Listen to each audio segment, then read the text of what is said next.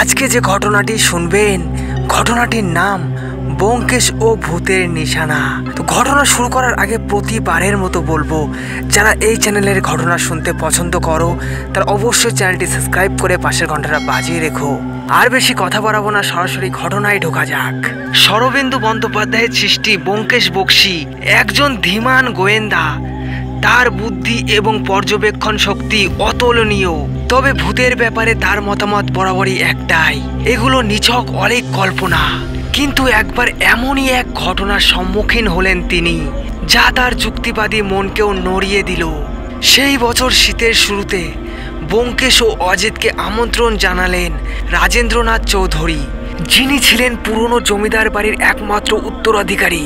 ব্যোমকেশ শুনেছিলেন ব্রজেন্দ্রনাথ বাবুর বাড়িতে কিছুদিন ধরে অদ্ভুত সব ঘটনা ঘটছে।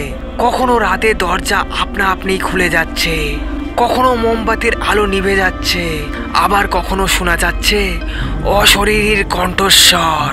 ব্যোমকেশ প্রথমে যেতে চায়নি, কিন্তু ব্রজেন্দ্রনাথ বাবুর অনুরোধ এবং রহস্যের প্রতি কৌতূহল থেকে শেষমেশ রাজি হলেন। জমিদার বাড়িতে পৌঁছে ব্যোমকেশ এবং অজিত দেখলেন এক অদ্ভুত ভৌতিক পরিবেশ চারিদিকে। বাড়ির পুরনো সিঁড়িগুলো কর্মর শব্দ করে, বিশাল চাঁদের আলোয় ছায়াগুলি যেন আরো রহস্যময় হয়ে ওঠে।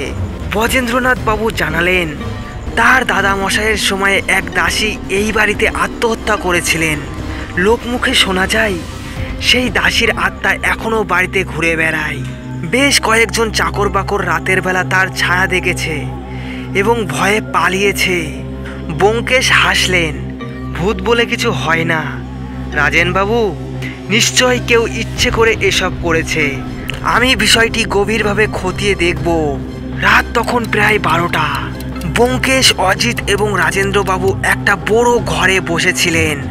হঠাৎ করেই শোনা গেল একটা চাপা ফিসফিসানি। কে? রাজেন্দ্রনাথ চমকে উঠলেন। কেউ সাড়া দিল না। এরপর দরজার কপাট নিজে থেকেই ধীরে ধীরে খুলে গেল।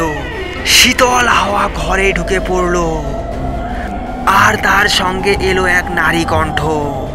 আমার বিচার চাই। অজিত ভয়ে থরথর করে কাঁপতে লাগলো, কিন্তু ব্যোমকেশ শান্ত ছিলেন। তিনি দ্রুত ঘর থেকে বেরিয়ে করিডোরে তাকালেন। চাঁদের আলোয় এক ছায়ামূর্তি স্পষ্ট দেখা গেল। পরদিন ব্যোমকেশ বাড়ির পুরনো নথিপত্র ঘাঁটতে লাগলেন। তিনি খুঁজে পেলেন এক চাঞ্চল্যকর তথ্য। সেই দাসী আত্মহত্যা করেনি, তাকে হত্যা করা হয়েছিল। ব্যোমকেশ উপলব্ধি করলেন এই ভৌতিক কাণ্ডের পেছনে নিশ্চয়ই কোনো মানবীয় ষড়যন্ত্র রয়েছে। রাতে তিনি এক ফাঁদ পাতলেন। রাতের বেলা আবার সেই আওয়াজ এলো, আবার সেই ছায়া দেখা গেল। কিন্তু এবার ব্যোমকেশ সঙ্গে সঙ্গে এগিয়ে গিয়ে লণ্ঠনের আলো ফেলে দিলেন।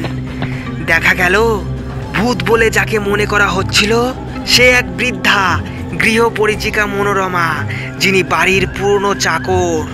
ব্যোমকেশ বললেন, আপনার ভূতের গল্পটা চমৎকার ছিল মনোরমা দেবী, কিন্তু আপনি কেন এসব করছিলেন? মনোরমা ফুঁপিয়ে ফুঁপিয়ে কেঁদে উঠলেন। তিনি বললেন, সেই দাসী আমার মেয়ে ছিল।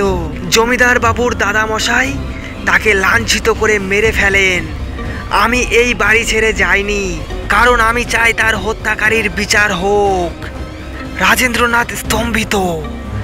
তিনি প্রতিশ্রুতি দিলেন এই ঘটনার ন্যায় বিচার হবে। ব্যোমকেশ বললেন, ভূত বলে কিছু নেই, আছে শুধু অপরাধ আর তার চিহ্ন।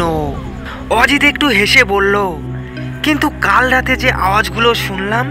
ব্যোমকেশ তাকিয়ে বললেন, মনের ভ্রম অজিত, ভূতের চেয়ে মানুষের অপরাধী বেশি ভয়ের। রাজেন্দ্রনাথ বাড়ির মন্দিরে গিয়ে তার পূর্বপুরুষদের কাছে ক্ষমা চাইলেন। এই ঘটনার পর থেকে জমিদার বাড়ির অশরীরীর আওয়াজ আর কেউ শুনতে পায়নি। তো বন্ধুরা, এই ছিল আজকের ঘটনা। ঘটনাটি কেমন লাগলো অবশ্যই কমেন্টে জানাও। আর এমন ধরনের রহস্যময় ঘটনা শোনার জন্য অবশ্যই ভিডিওতে একটি লাইক করে চ্যানেলটি সাবস্ক্রাইব করতে হবে। তো আজকের মতো বাই, দেখা হবে অন্য কোনো ভৌতিক ঘটনা নিয়ে।